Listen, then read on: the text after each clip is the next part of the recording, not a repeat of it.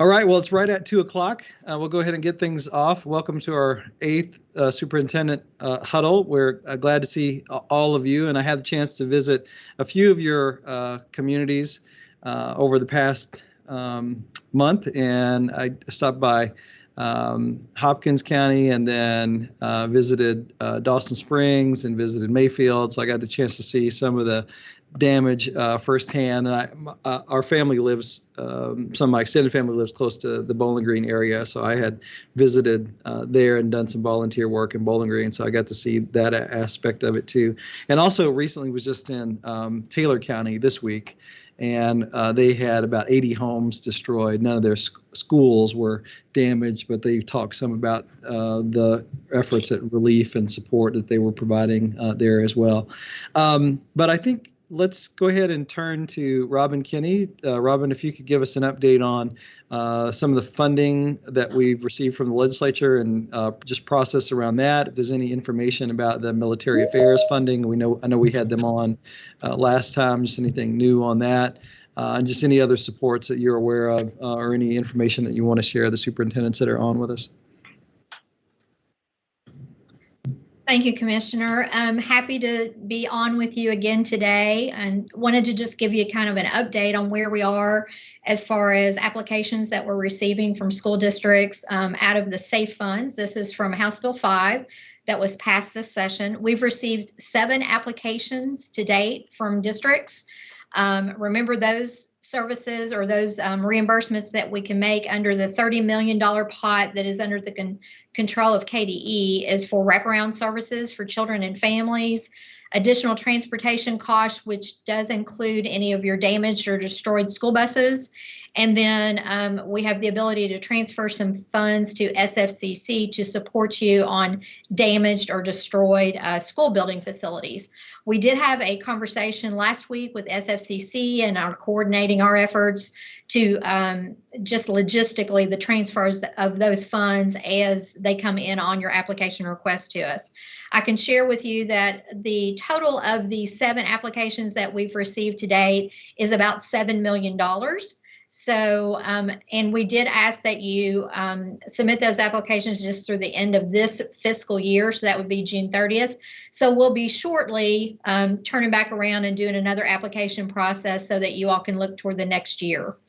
The other thing that, as the commissioner mentioned, we did have our guests from military affairs, which were on our last tornado huddle with you. And that was Stephanie Roby and her Jessica Mitchell. And they're the folks that they do work with FEMA, but they are also dedicated to working on this particular pot of money at military affairs.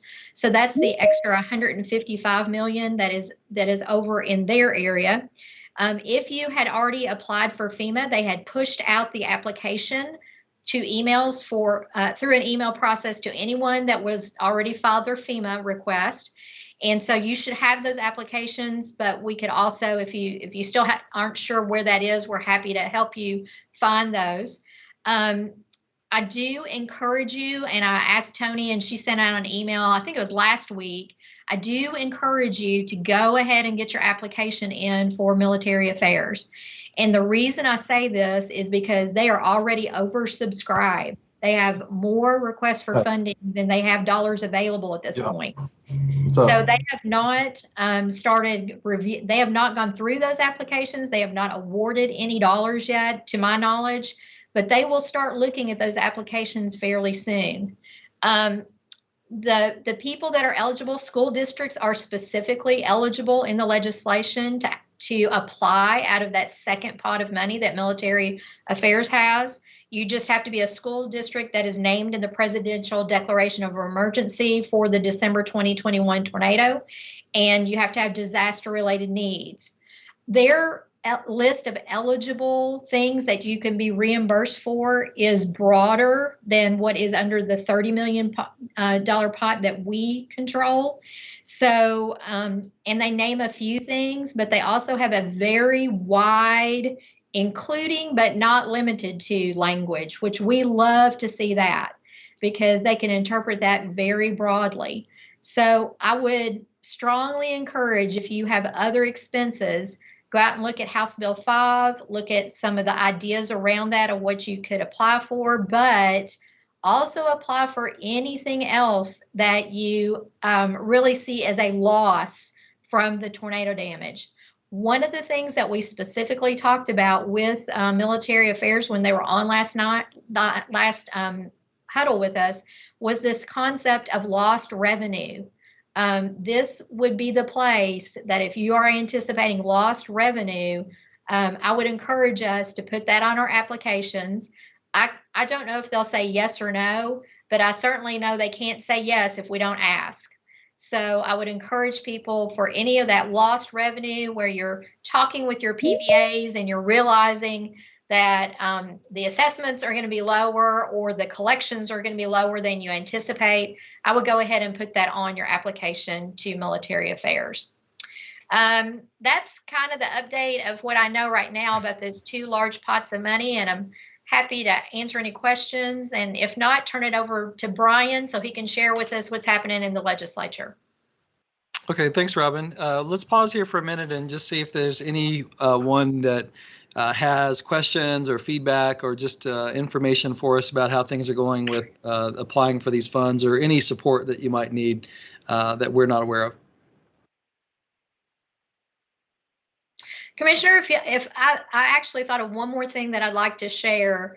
I want to make sure that, while we are doing the applications, you do have 2 steps. You have your application process, and then you need to ask for the money. So the cash reimbursement request is the second piece of this. As soon as your application gets approved, we'll need you to do that cash reimbursement request. So that's part 2.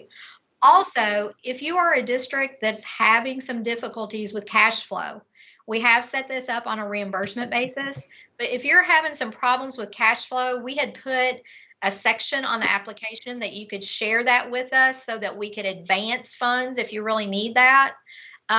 So again, I encourage you, if you have that issue, if you want to reach out to me directly, I'm happy to talk through that with you, and we can see about a cash advance if you really need that.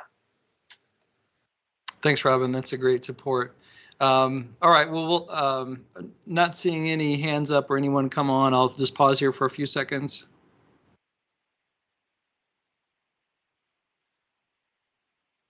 Okay. Hearing no questions or feedback just on any of that.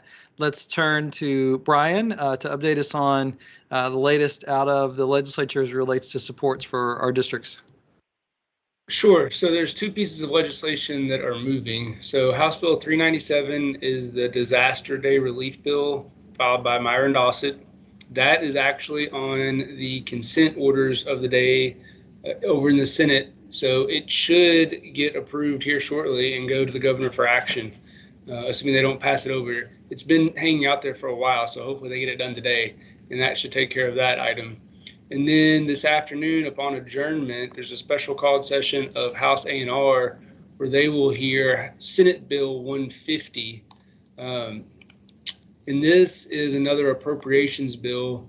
It is moving, let's see, it's now $75 million in restricted monies to the West Kentucky Safe Fund over in the Department of Military Affairs. So more money to military affairs for disaster relief. They also put a Senate committee sub on this that amends part of House Bill 5, which has already been signed into law, that requires the replacement, renovation, reimbursement, or funding for certain items to be limited to the extent of damage directly caused by the storms. And it upped the appropriation to $75 million. I think originally it was 40 or 44 in the original bill. So in any case, this should get voted out of committee in the House today, so it could go out of the House as early as tomorrow. So we'll follow that. Those are really the only 2 pieces. I know some of you are looking for some seek freeze relief in the budget, but I have not heard exactly what that might look like. But just to reiterate, if they do a seek freeze for the impacted districts, it will only cover the 2 years of the budget. It will not be for any time frame longer than that. So that's the maximum that they're going to do.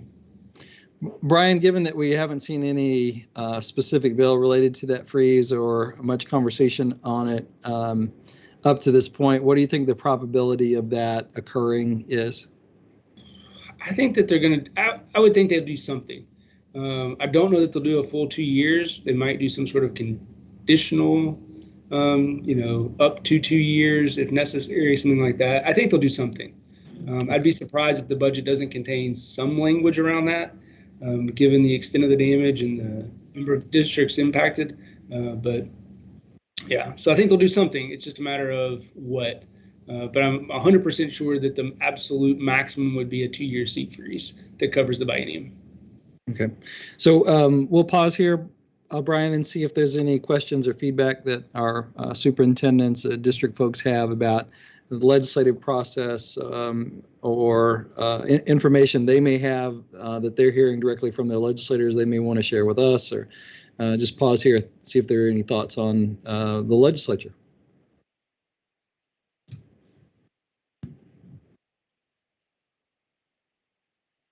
Okay, hearing none, let me turn to some of our superintendents on just to see if there are any reports or updates from your communities about how things are going, or any supports that you may need that haven't been addressed or you've been reached out to on at this point. I know that it's a day-by-day thing, and things have become much more stable. I was able to see that when I visited several of your communities, but it's kind of their new problems that emerge just as you go through this. I know as is the nature of recovery from any crisis, but just any updates from our superintendents on about experiences in your communities.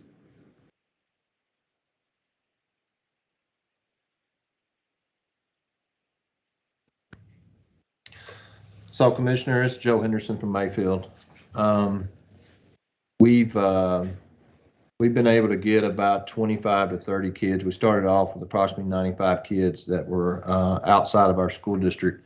And so we're down to about 70, 65 or 70. So we're making some progress there. The difficult part right now is we have an avenue to get several more of those families back in, but it's going to require a little bit of funding, and the process of getting that funding to connect utilities and things to these transitional housing that a group has the money to build the housing. They're called tiny homes. They're 800 to 900 square feet. They're not very big, but we have an area within our school district that we can get approximately 25 of those back in here, but we're still hung up on the funding. The infrastructure is there but running it to the individual homes is the cost necessity that we're struggling with right now. And the governor's has someone in our area through the transportation department that is in charge of that, and just the communication with him and him with legislators and the governor or whomever, we're just not getting any movement on that at all. And we've been sitting here on go with these people with $750,000 to help with this, and they've got 5 that they could have up tomorrow if they've got to get go, and if they've got to go ahead and have those utilities run to them. But we've been sitting here for 3 to 4 weeks waiting. So I'm not sure what type of support, and obviously I know you have an avenue of speaking with the governor and that type thing, but I don't know how to speed up that process. But not only is it a burden on our families, but it's also a burden on all these other school districts that are having to help us with the manpower and the transportation that they're having to help with on a daily basis. So what fund is, and so just so I understand the issue, you've got a tiny home development that's hung up waiting for utilities to be laid so that you can begin the construction and connect the tiny homes to that grid that's being put in. What fund does the governor have that can support that? Well, my understanding is it probably likely would have to come through House Bill 5. And I'm not sure how that happens. But Kyle Pote is the individual that's boots on the ground type guy here in our community that works for the transportation department that I've been communicating with. It's on the governor's staff. So if that P-O-L-T? P-O-A-T. P-O-A-T, Pote. Okay. Mm-hmm. So if that gives you kind of a lead in to maybe have some conversations. It's just very frustrating that we're sitting here on go, and you hear about all these millions of dollars floating around in Western Kentucky relief, and we're probably talking about 200,000 or less. So, of being able to get 25 families back in our school district. Okay, Joe, let me make some calls and send some emails. I don't know if we'll be able to get anything moving, but we'll take a shot at it for you. Right. Thank you. Thank you. Anyone else? Just any other communities, the stories or supports that you may need?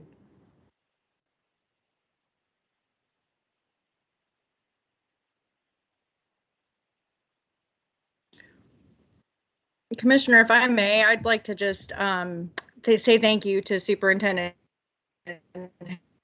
Anderson. He was for this week and shared some really impactful stories. And I just really appreciate you taking the time to talk to our school public relations folks, and just wanted you to know that you made a huge impact there, and I appreciate that. You're welcome. Anytime. Thanks, Tony. It was a great visit for a couple of days, and then we continue to try and share and amplify just the good work that all of the staff in your buildings are doing. Okay, well, I think we've hit the end of our agenda. I want to stop here and ask the question I always do, and that's, do you want to have another one of these meetings, or have we reached the end of the utility of these? So we could get together in a couple of weeks again and check in maybe after the session, or if these are not very useful to you, then this can be the last one. So I'll ask just the superintendents on, would you like us to schedule another one of these in a couple of weeks?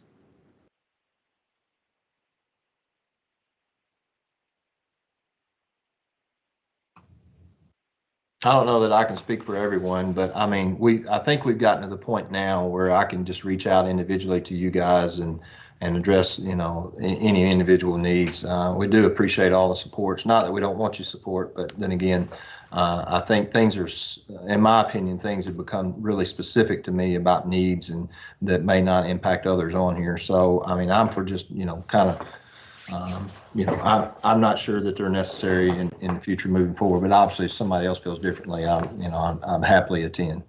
Sure, we appreciate that, Joe. We don't need any more meetings that we don't need, so I understand and respect that. Anyone else want to concur or feel differently? And we certainly could move to a structure where you can be here if you want to, which I think some folks have shifted to that already anyway.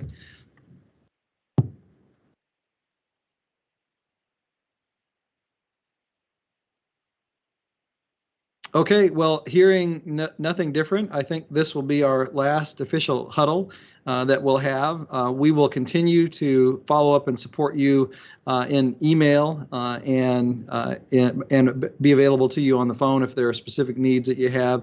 And just as things end up over the course of the session, we'll continue to communicate with you on those as well. Thanks, everybody. Appreciate your time and wishing you good spring breaks wherever you are in that cycle, and that a little peace and time off for you and your communities as well. Thank you.